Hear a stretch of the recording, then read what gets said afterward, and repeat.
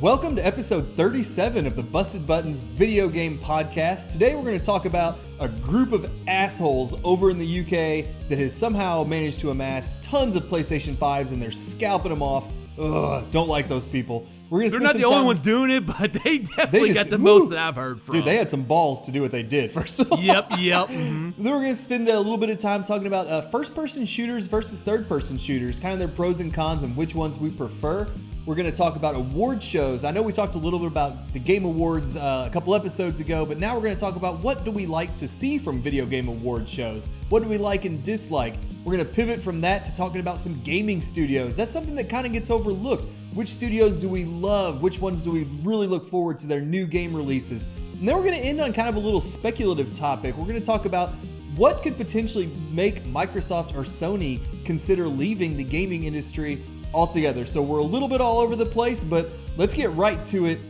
I know that you have not been able to get your hands on a PlayStation 5 yet, correct? Nope. And you, like I said, you already knew that. You don't have to rub it in and make me upset. Everybody keeps on asking me about it. Hey, I just like to rub it in because I got my Series X on launch day. But, a big part of the fucking reason, and we've bitched about these people before, we've yelled about these people before, we've complained about these people before, are these scalpers that get them to turn around and resell them on eBay. And we saw an item in the news here that's really got some prominence this last week or so. There is a group over in the UK that somehow managed to pull down 3,500 plus PlayStation 5s and resell them for massive profits. And this group, I mean, it's pretty coordinated. I was reading into this a little bit today. You buy you pay this group a subscription, and they let you know when these consoles are going to be available, and they buy them up and they sell them for a huge profit. They even advertise, join us now for a monthly subscription. You'll make $100 profit every single, or 100 euro or pounds, I guess, in the UK.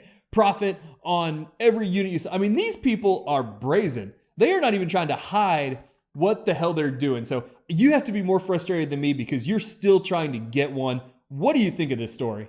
I think it's all bullshit. I think the whole next gen console launch is all bullshit. Like, how can somebody not get a PS5 after trying multiple times, and then you got this group, this business that gets 3,500 units, which is actually more than all the retailers. Like, I mean, okay, first of all, I don't like to give them props, but that is a very coordinated effort. And the fact that they're sitting here saying, like, I hate when people think that I'm fucking stupid, okay? I'm not stupid. So when you're sitting here saying, oh, but we're doing it all manually, which I believe is what they said. They said they weren't even using bots. Bullshit that is so much bullshit. You cannot get, okay, I can't get one, but you can get 3,500 units manually. Please get out of here. We know you're using bots and everything, but this is just what I kind of talk about. Like, this is a stain on gaming. Like, I've actually quit searching for PS5 because this experience has been so upsetting. Like I said, I understand that there's a shortage. There's a shortage every launch, but this has just been ridiculous. And then you see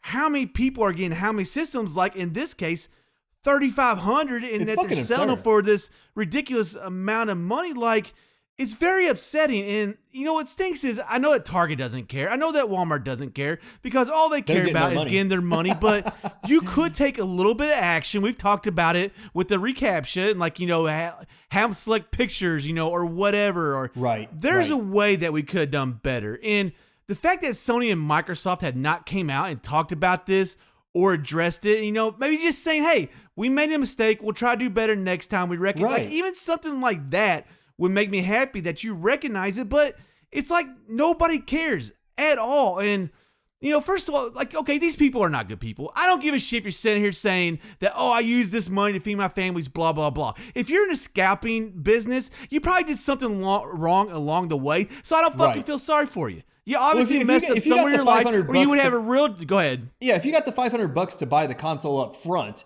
you got the fucking money. Use that money to buy fucking food for your family. If that's your goddamn excuse, that's ridiculous. Anyway, I had to get that in there, but I'll let you keep going. I mean, it's just very, very upsetting. Like, there's 3,500 units, man. That is so many units to get. And like I said, these people, I do believe in karma. It will come back to these people. These people aren't that special, man. Like I said, they messed up somewhere. You don't get into this, but you get into a real business and have a real job if you do the things properly in life. These guys, they probably just been, hustlers all their life, just trying to look for that next buck, but they never get that satisfaction because they got to keep on going. It never works out for them. So, and then they came out, and I read one part of it where they're like, "Oh, we don't regret anything." Well, you're a douchebag. Of course not. And then people and this is why I get so mad, is that people buy from these people. Like, that's the problem. Like, this model would not work if we weren't out there buying these systems for, I looked recently, $1,800, which is absolutely ridiculous. Why are you paying? The system's already $500. You hear about all these gamers complaining about money, but then yet, how are these systems selling for $1,300 more? And so, I could sit here and say that Walmart and Target are the problem. I don't think they really care. Yes, they are the problem. Sony and Microsoft are the problem. At the same time, the gamers are the problem too. Now, some of these might be parents trying to get a system for their kid whatsoever, which I don't really frown upon that. I understand that whole absolutely, yeah. You damn parents. You're the one causing the issues too here. But I mean, just this whole launch, I mean, it's definitely upsetting that, I haven't got a PS5 or an Xbox Series X. Right now, I'm kind of just back to the PS5. I just focus on one at a time. Right. But so yes, it is disappointing that I've not got one. But I've been so turned off. Like I said, I've quit trying. Like, I'm not going to sit here and hit refresh constantly just to have them all go within a minute. It's just ridiculous, and I don't know. You're fine waiting until you find one in the store. Like, you'll find one at Target, not necessarily or Best that. Buy Like, I just want to be able to go online and there'd be a lot available. I don't have to click refresh. That's when I want to get a system. But I've talked long enough. Go ahead.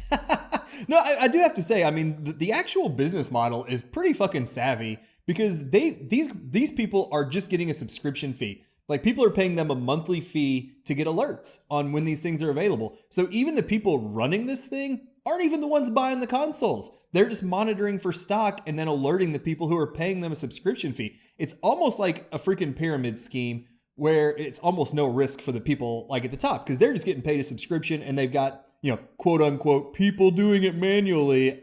Right. Doing this monitoring and just letting people know. I don't think there's anything wrong or illegal with that or anything. It's immoral as fuck, in my opinion. But then, there's no risk for the people who are actually buying these consoles either, because they know they can turn around and flip it for 6, 7, 8, 1,000, whatever, so much more than they paid. So it is a really interesting structure of this business. So I'm sure there's like a small core of people who are just like raking in these subscriptions, and all they're doing is pressing a button on a bot. And it's it's easy money for them. They don't have to go out there and try to buy them. They don't have to worry about trying to resell them. So it is kind of a brilliant easy business. Money is never substantial in life. That's true. It never lasts all the way through. But you can't tell me these people doing this shit. They don't have those 401k plans and everything, and life insurance. Right. They're just wasting this money on something stupid. Right. And I will say this. You kind of mentioned the retailers like Target and Walmart may not care. Sony and PlayStation haven't come out and said anything. I could see this, though, if this is something that continues happening, that it could be like when GameStop was getting huge off reselling games. Like, they'd buy a used game for $10 and sell it for like 55. Yeah. They were making so much money that, in Sony, Microsoft, all the video game developers were not getting a single cut of that resale money. And eventually they started trying to come up with ways to tap into that revenue stream. And that's the thing is, Sony and Microsoft are not profiting off of these, resale or upsell values at all. They really aren't. So that's why I do think if it continues long enough, which I think eventually supply will get there to where it'll catch up and it won't be a long-term problem. Well, no, it's going to be a problem every console launch. But you got to fix it at launch. That's the issue. Right. I agree completely. And they just need to have more fucking stock ready at launch. Like, don't launch until you have enough. I know that I know once one system said they had a release date, the other system had to match it, or at least, within, 2-day difference or whatever. Why? So I would still buy a PS5 no matter, or an Xbox whenever. See, I don't think it need to release at the same time. Like, I kind of understand your logic, but I think it could release a month or two later. Like, most people who wanted a PS5 would wait and buy the PS5 if it released later. So, I understand the argument, but I don't think it really matters. At least in my opinion, I'm buying both of them no matter when. Well, exactly. Or if they ever come out for me. Right. But it really does. Like, if they could just release, wait to release until they have a stock to accommodate the demand. And I know you'll never be able to perfectly predict that number. I totally get that. But But you could be closer. This shit that we've dealt with this year is absolutely ridiculous. Fuck these people that are doing this. It really is. You know, I Very don't mind frustrating. scalpers getting like, 2 or 3. I think it's still BS, but But you know, this if is somebody would sell 1 or organized. 2 systems for a little bit more, okay. But when somebody's getting 3,500, like the system Right. is broke. And, It really is. we got to fix it. So, And I do think, like I said, that like if enough of this continues going on, Sony or Microsoft or the retailers will eventually take notice. I mean, it happened when GameStop was just making money hand over fist with freaking yeah, and look the where they're at resellers. now. So they're struggling. Exactly. Easy And- money is never substantial. That's what I said. Hey, and you know actually this is a topic we're going to talk about a little bit later. Is streaming video games could be the solution when we Yep. don't have we don't have a physical console release. So we'll get to that topic here in a little bit. But man, these kind of people really do piss us both off. And one of the best ways though, to kind of blow off steam when you're pissed off about a topic is to play a good old fashioned shooting game. And there's 2 real distinct types of shooting games. You got your first person shooters. You got your third person shooters. Your first person shooter where you're looking directly through the eyes of your character, your Doom, your Halo, your Call of Duty. Then you've got your third person shooters where you kind of have that over the shoulder look. Gears of War is a really popular one right now, things like that. So I wanted to spend a little bit of time talking about kind of our preference when it comes to shooting games, kind of the strengths and weaknesses of each. So I'll kick it to you. Do you really have a preference in playing a first person versus a third person shooter? I hate first person. Like, it doesn't matter if it's a shooter. It doesn't matter if it's open world. I just hate first person. And the only time that I really have liked it is in Halo. And I think that's just because I'm so used to playing that game that. But other than that, oh man, I hate not being able to see my body. It's the same way, like, this isn't a shooter, but in racing games, I hate being in the cockpit. Like, I have to be behind the car. I just like seeing my characters. And there's just so many, like, I don't know, when you're sitting there, I know it's from the eyes of like the person, but like feel like I'm walking around without a body. Like I feel like I'm walking around without like a head, and then I got like half an arm, and then in that arm is a gun. So yeah, it works for Halo because I'm used to Halo. I played a lot of multiplayer, but other than that, I'm usually a third person kind of player. Shooters, open world racing, it doesn't matter. I like to be able to see my character, and when you go to aim, the aim is still pretty similar. Like you're looking through the aiming, whatever you call it, on a gun. Yeah. So like that part is not really, I mean, the perspective might be a tad different, but when you're aiming a gun, you're aiming a gun in gaming. So it really just relates to how you move around. And if I'm like, doing platforming or trying to jump to areas or whatever, like I like to be able to see my body, or I could easily miss that area. This is why I wasn't that good at Halo, man. When I was trying to jump from platform to platforms, I couldn't see where I was going. When I ran to that grenade that one time, that was dropping and I heard it. One time? Like I thought there was a wall right there that I was going to run into and stop me. And that wall, I didn't run into that wall. So I am somebody that I really like to see my body. I like to be, because for me, I feel like I'm better able to control it. And then when you get into the whole, like I said, perspective of the gun and aiming, it's very, very similar. So I am a third person. How about you? No, I'm actually the opposite on this one. I do generally prefer first person, but you do bring up some really good points about the third person. Like when you have platforming in gaming, you have to be able to see your body and see where you're landing. Things like stealth too. Like anytime you have to sneak, if you're doing first person, half your body might be, your fake body. Cause like you said, you have a head and an arm and that's about it. But half your body might be sticking out from cover and you don't realize it. So third person does give you, I feel like, a better perception of like space and where you are. And because like I said, you can see your whole body. And I tell you what, with how awesome graphics and things like that are starting to look now and how awesome characters are looking, there is a benefit to being able to see your entire character, I think, because it just looks badass sometimes. Or I'm not going to lie, if you're playing as a female protagonist, I don't mind the view for an entire game. Just saying. But, but in general, though, I do prefer first person shooters. And I think a lot of that is just goes back to where I started as a gamer. So much of our experiences and things we like now relate back to where we were or where we started gaming. And GoldenEye was one of the very first shooting games I ever played.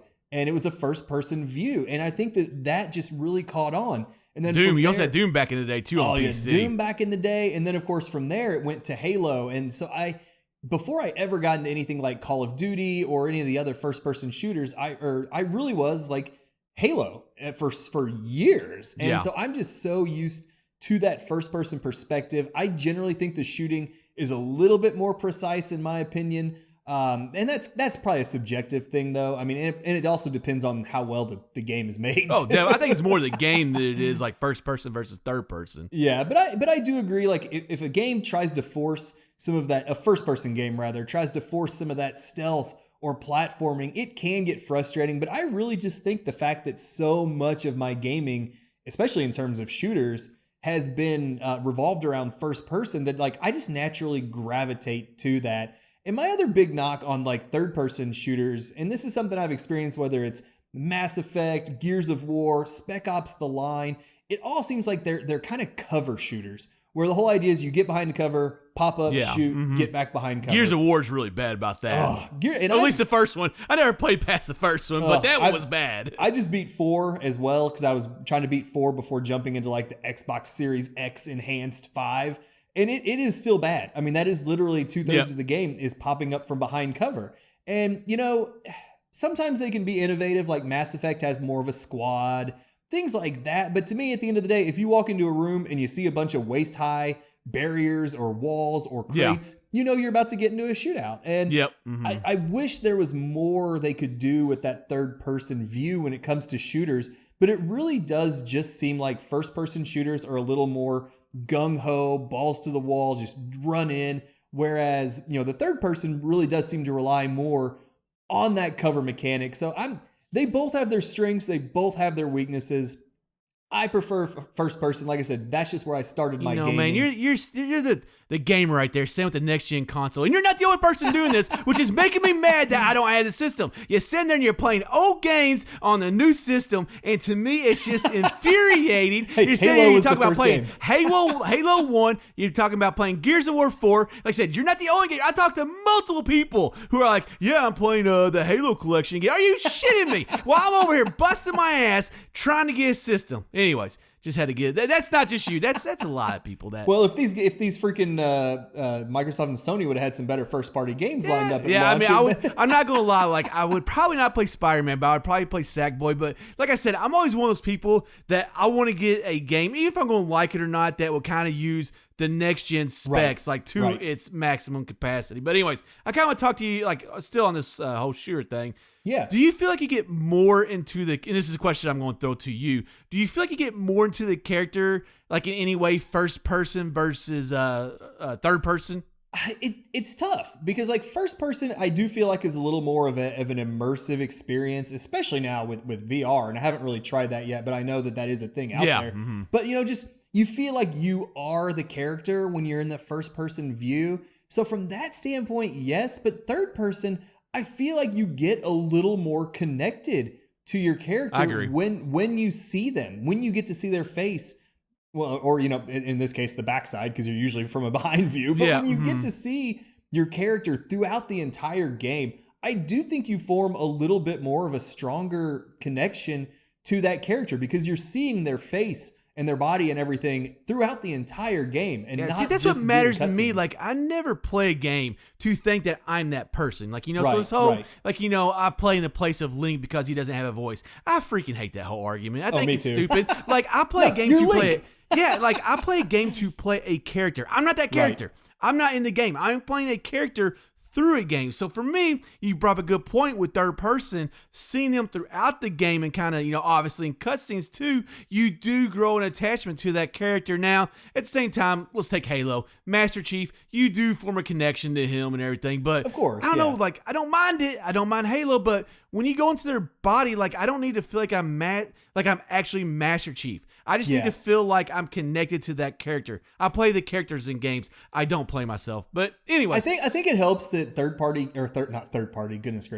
person games are getting stronger and stronger with their narratives. I mean, games, and these aren't really these aren't shooters per se, but like your God of War, your Witcher 3, your Horizon, like these awesome third person, like more action or RPG games, the writing is getting stronger and stronger. Whereas I feel like first person shooters, The writing is kind of stagnant. You know what to expect when you're getting it's a more Call about of the Duty. experience with first-person shooters. It really is. I mean, you know what you're getting from a Halo game in general. You know what you're getting from a Call of Duty game. You're normally not playing it for the top-notch writing and everything. So I do think that the third-person genre, whether it's shooters, RPGs, adventure, whatever, is coming a long way away. But a lot of this does come down to preference, and I do, because as you just heard, we have two different preferences on which one's our favorite. But I want to kind of stick with that preferences, and totally switch it to a different category here. That was the smoothest transition you've ever fucking Hey, I'm good with them too, man.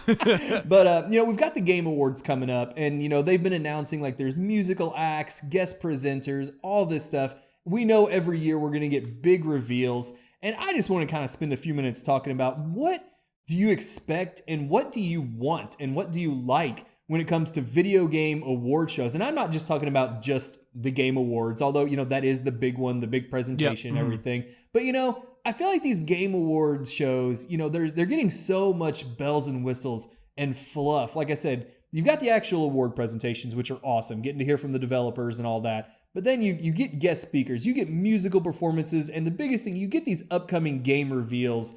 That is a lot to take in for these video game awards shows. So I kind of want to toss it to you. Do you like all that extra stuff in these award shows?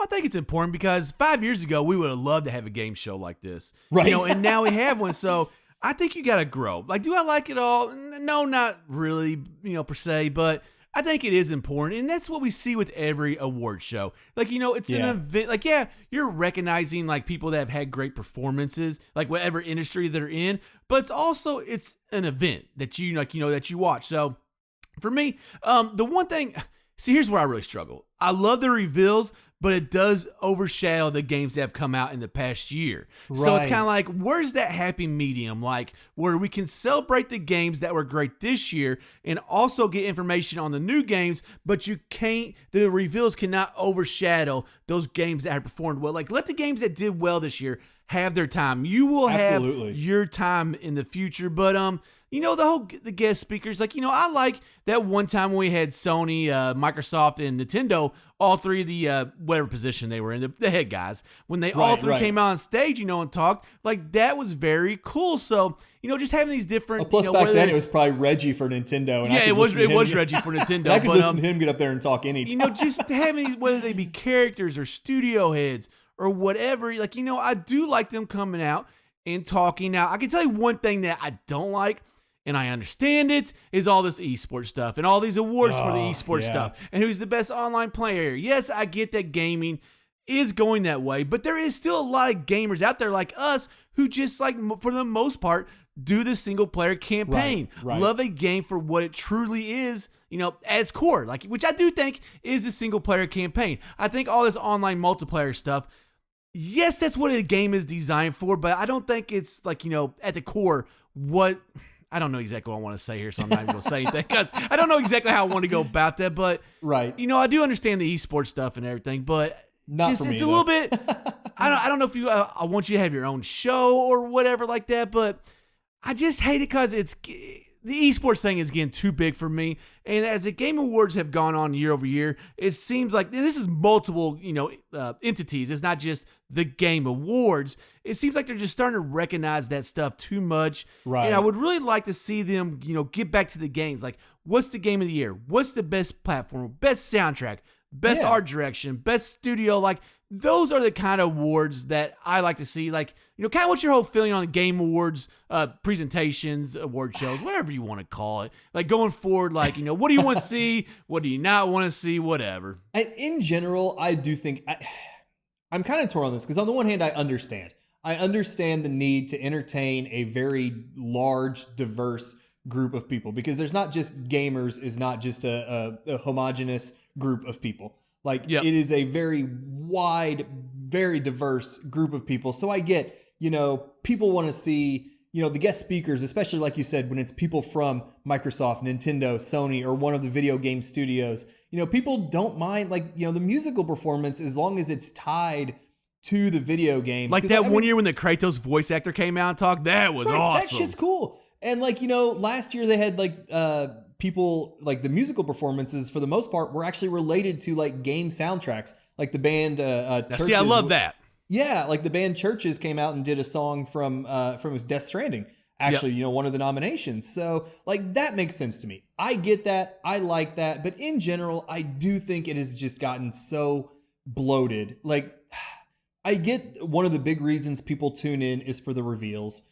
And that does draw in a huge audience. And this is a perfect place for them to show the reveals. But I'm 100% with you where I think it does overshadow the people we're trying to honor and the games we're trying to honor, when the next day you're not talking about who won Game of the Year. You're not talking about who won Soundtrack of the Year or Art Design of the Year. You're talking about, did you see the teaser trailer for Breath of the Wild 2?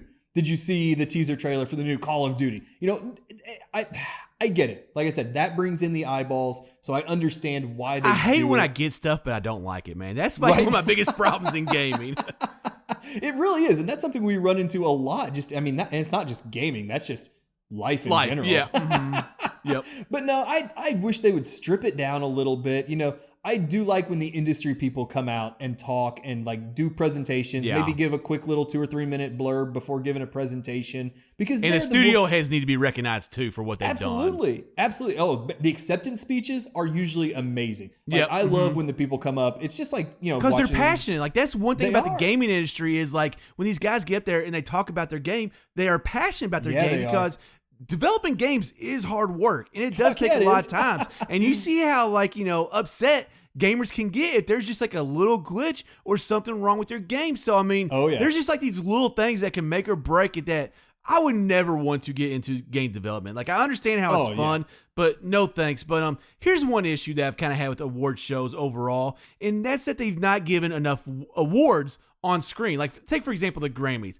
It's just a bunch of musical performances. They'll give out like maybe 5 awards, but there's actually like 100 awards dozens of they them, give out throughout the night, or what, you know.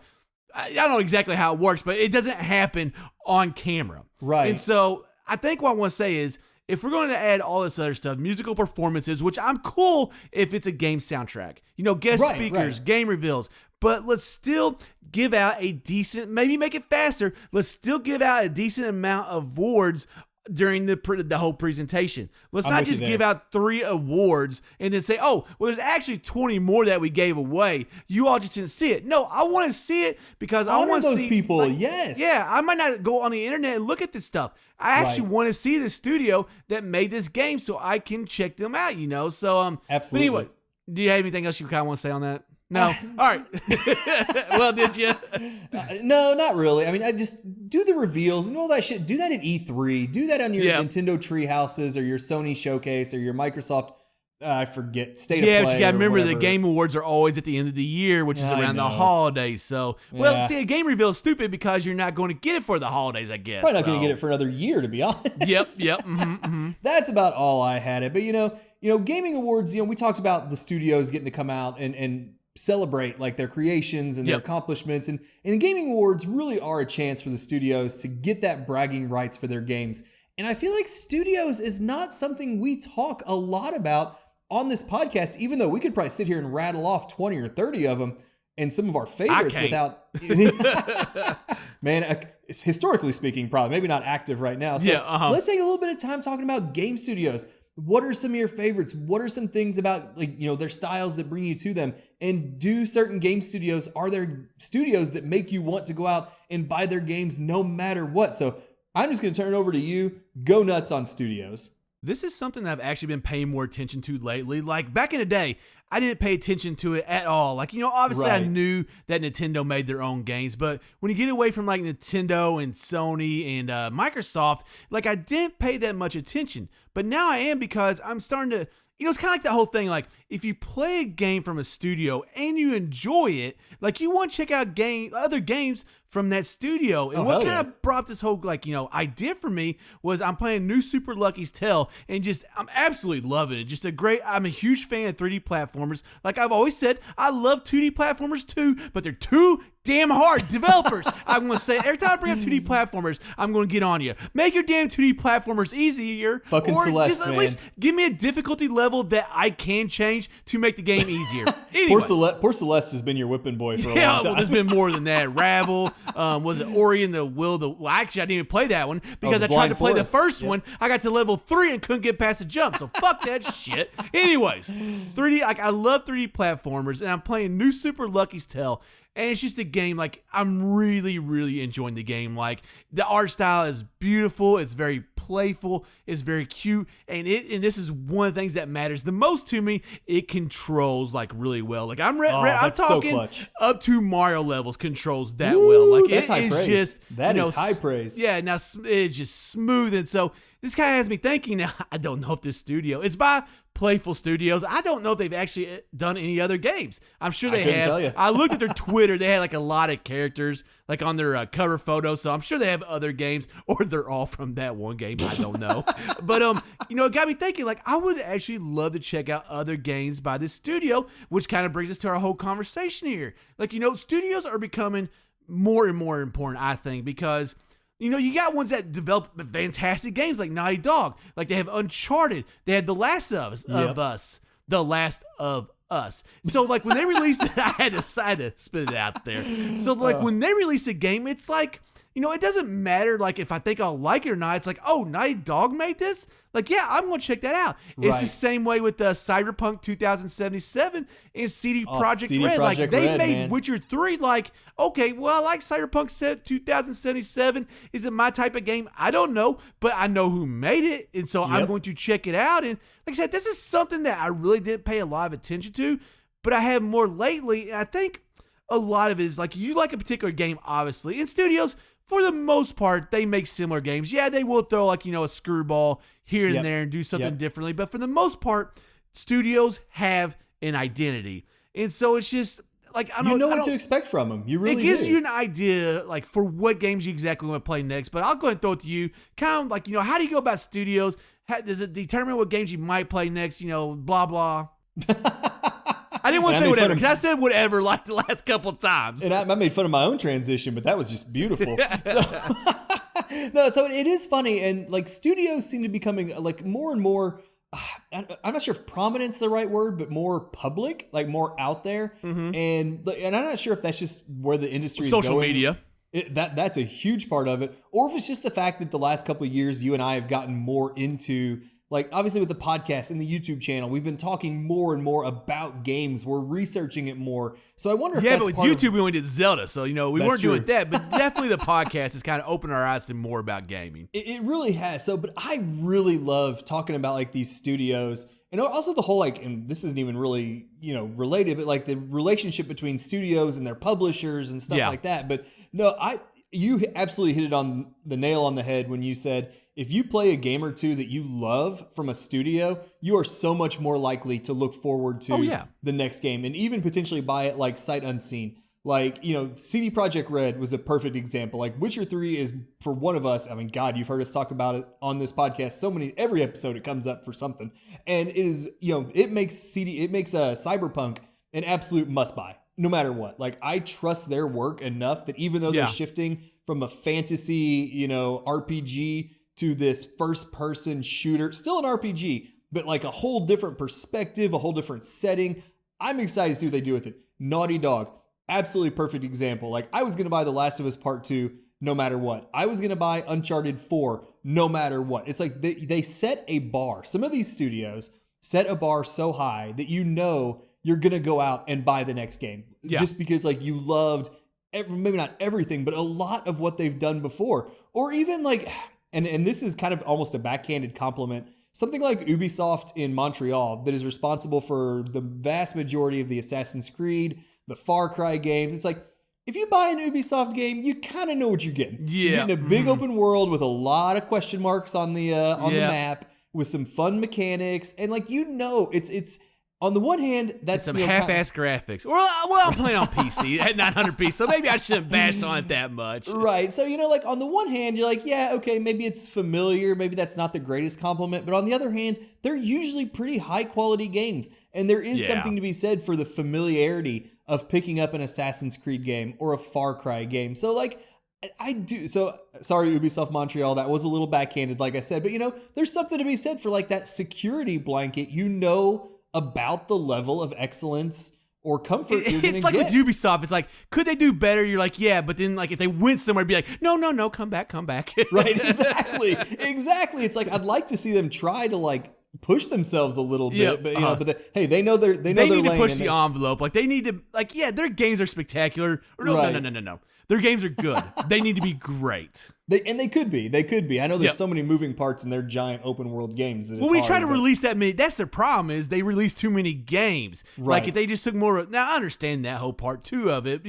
Why sit here and release a game once every 3 years when we can release it once a year and it's going to sell like hotcakes? So. Or you could do the another studio that we both generally like, Rockstar. It's been freaking Grand Theft Auto 5 is about to be on its third video game console generation. And it's coming out on the next gen console too. The next gen console. It's been on freaking PS3, PS4. It's about to be on PS5. I mean, I know we had Red Dead Redemption 2 in there and they keep making their changes to the online, but it still like blows my mind. Again, if you buy an open world Rockstar game, you know what you're going to get. I mean, they have not changed that much. From, what was it? Grand Theft Auto 3 was the first massive, like, huge success.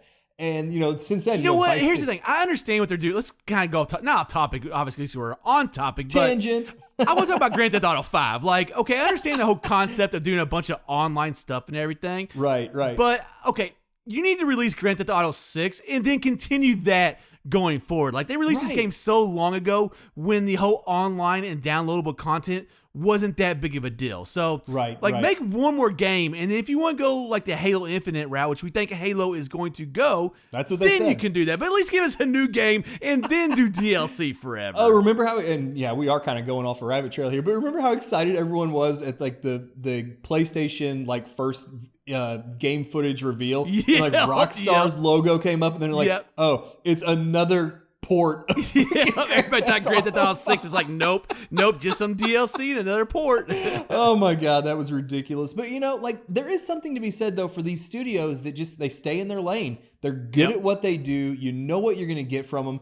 I gotta say though, and I think I have one of the best examples of this I've ever seen, is when a studio does decide to get out of that lane and try something different. Like, it can be scary, and as a fan of the studio, you might be like, what are you guys doing? But freaking Guerrilla Games, man, they went from making a first-person shooter series that was just meh, just okay, not too critically acclaimed, to making Horizon Zero Dawn, which is a massive success for the PlayStation 4, eventually made its way to PC, and it's going to have a sequel that's going to sell like gangbusters on PlayStation 5. If anybody has it. Oh, yeah, if anyone has one, yeah, those 35 fuckers sitting on them up there in the UK. Yep. But do you like when a studio maybe tries to like branch out and do something a little different? I do. Now, with Sucker Punch, they did Ghost of Tsushima. Oh, was that kind of like in line with what they do, or was that something? I not looked into Sucker Punch that much, so was that completely different, or was that kind of in line? They had done like a superhero kind of open. They did the Infamous series, which was like a superhero open Never played world. That, but I know what you're talking about. So still a little open world, but I think shifting over to like the Ghost of Tsushima was a bit of a pivot for them for sure. Man, it's one of those things. Like, do I like it? It depends on the game. Like, I mean, if you sit here and do something differently and it's absolutely terrible, then no, I don't like it. It's like, get back in your lane. If it's awesome, yes, I do like it, but I don't mind them trying. I don't mind a studio saying, hey, we're going to try a little something different. Because if you keep on doing the same thing over and over, you're never going to progress. So you got to get out there and try something different. So I do admire any studio that tries to do something different. Now, do I like it or not? It depends. We're talking about gaming, video games. It depends on how good the game is. But there's also kind of related to that, we can also kind of talk about Santa Monica and maybe how you don't do a different game, a different style game, but you do like a franchise differently with God of War. Like, the first three games, they kind of followed a certain, like, structure and style. And then, like, they kind of stayed a little bit close to that path. But with the new God of War, they really changed up how that game was played and everything. So, like I said, I wouldn't say that's completely different, but, it is different a little bit. And so they tweaked. I also admire something like that because, man, that God of War, I mean, that's definitely a top 10 game for me. Like, that was just an amazing experience. So you don't have to necessarily go out and do a whole different style of game. Maybe you just need to change up your formula a little bit, and maybe that can do just go do Worlds for you, which it did because they won Game of the Year year after I thought that Red Dead Redemption 2 was going to clean up everything at that. I was pretty glad show. Game of War won that year. But it's just I really like the studios. I'm getting into them more. It gives me an idea of what games to check out next, and I really like how they're pushing things forward, and trying to venture in and just figure out what works for them, what can work for them, what do we got to change, what don't we change. But anyways, kind of talking about the heads in gaming and the people that control gaming. Well, I don't know if you say that studios control. They do a little bit. They control gaming a little bit. Some of those studios and publishers really control gaming are Nintendo, Microsoft, and Sony. And here's kind of what I want to present to you. In the future, with streaming, is there a chance that we see maybe Sony and Microsoft? Now, this is a ways down the road. Right. But is there a gaming world, that we can see Sony and Microsoft get out, and companies like, Amazon or Google. Come into with this whole streaming thing because they've already gotten started with it. And what made me think about this was Blockbuster and Netflix. How everybody was like, Blockbuster will never die. Netflix came in with a new model, streaming, and it put Blockbuster out of business. So it can happen, but what do you think in the future? Do you think something like this could happen? Well, first of all, Netflix just raised its prices by $2 or $3 fucking dollars, so Netflix can go fuck itself right now. I got that email last week. Anyway, no, it is absolutely something that can happen, and I know you always sit here and say, oh, they're so big. Sony, Microsoft, Nintendo are all so ingrained in the gaming industry, you can't ever imagine them going away. But it wasn't that long ago that people were talking about Nintendo switching to making video games only instead of consoles. I mean, and we saw it happen with Sega, for crying out loud. So I could see and Atari, that's an old school example, but hey, we were that old. We are. Well, we are that old. We're not dead yet. But I can definitely see, and I think the more likely of the two is Sony. I mean, because Microsoft has really seems like it invested the money into the they got PC too. They have the PC money. They have the, of course they've got Windows. They're good there, but they're also doing the xCloud, and they're really trying to diversify their gaming base. Their whole message this generation has been Game Pass. Yeah, it's all been game the way you want to, and that includes the streaming with xCloud, and also the fact that Microsoft kind of has fuck you money, and Sony has money too. I think Microsoft's on a little bit. Well, yeah, they probably have more. Yeah, there's Windows on every single computer in the world almost. Exactly. Unless it's Apple. So, but whereas PlayStation, I know PlayStation Now is trying to get there and things like that, but it just seems like Xbox. They feel like they're a little behind. Xbox just a little more on the forefront. Even like I said, Amazon and Google, for as much as we've bashed, especially on poor Google, but even I don't feel sorry for Google. They know poor Google. They done shitty with Stadia. That's on them, man. They don't feel sorry for them. I haven't even heard shit about Stadia in the last Good. That's how it 6 should months. be. But no, it's I could see a future where maybe Sony gets out of it, or just because I feel like they haven't invested in it enough as much as some of these other companies have. And plus Sony, I mean, Sony's got its TV money. It's got all its other appliances. It's not hurting. Yeah. Or at least as far as I know, I'm not an investor or insider or any of that stuff.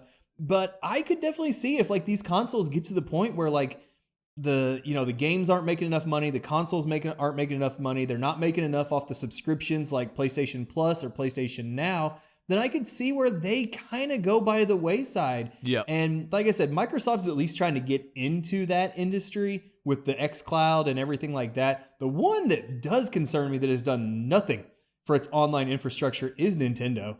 And I think there will always be the diehard Nintendo fans. I mean, we're diehard Nintendo fans. But their first-party games are so good, though. Man. And they are. Their first-party collection is amazing. But, I mean, all it takes is 1 or 2 generations in a row. Let's say the Switch would have failed as bad as the Wii U did.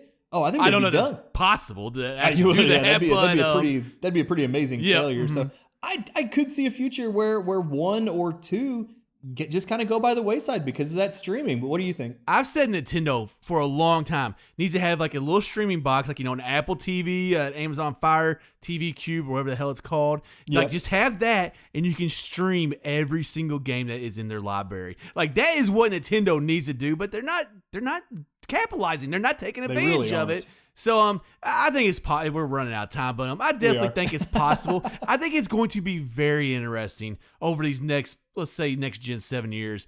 It's going to be very interesting to see how streaming takes. It's definitely going to take over gaming a little bit, but how far exactly does it go? Right. And will we see consoles like, the big console systems, will we see them go away and they just become like, like your streaming devices, like little boxes and, whatever. Well, then you wouldn't have to worry about running out and getting a PlayStation 6 on launch day. Yep. Now, Red, I know behind the scenes we talked about doing a game next episode, but I'm not gonna lie, in my personal life, I got a little project I'm working on, the garage insulation and drywall. Okay. So, Red, let's put off that game that we talked about for episode 39. We'll just talk about the industry next episode. But anyways, sounds good. We're going to wrap up. All the links will be in the description, but you can support us on Patreon or PayPal. If you can't support us financially, leave a review or a rating, and be sure to check out our websites, mainly just TGPC Gaming. We got a lot of video game merchandise on there. It's very, very cool. We also have a blog, and we may earn a commission on purchases through our links.